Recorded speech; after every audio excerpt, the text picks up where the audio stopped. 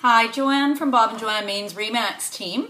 I thought I'd update you on some news that we had this morning. Bob and I were fortunate enough to attend an RBC breakfast, and where we listened to Robin Adamanchi, who is a CMHC senior market analyst, and she was talking on the market forecast that they project. So not to bore you with every detail or every stat that we listened to, but a few of the key points that we found interesting were, in general, good to hear is she was giving a good market forecast, that based on a few key factors. One, interest rates. They do not foresee them rising anytime soon, and that's always a positive thing. That's a number one key factor.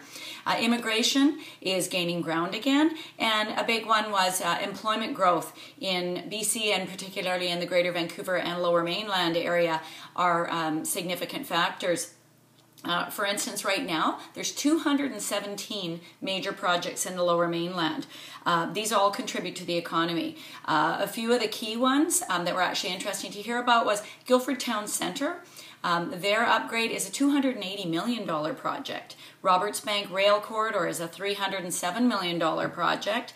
Surrey Memorial Hospital is a $512 million project, and the Ruskin Dam upgrade is a $748 million project. So these really do help bring in a lot of employment, and these all being in the Lower Mainland area. Estimated population growth also they feel is going to be coming up. Interesting enough, the major demographic growth that they charted was in that of two-family homes versus regular single-family homes, and we certainly do see that, the popularity with suites and two-family homes coming into play a lot.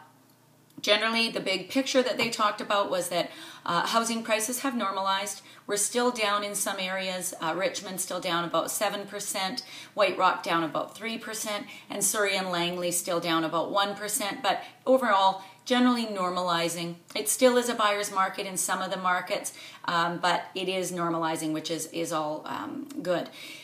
CMHC also forecasts that we will increase over the next, between now and into 2014, probably up about 12% in the market in sales between now and in 2014.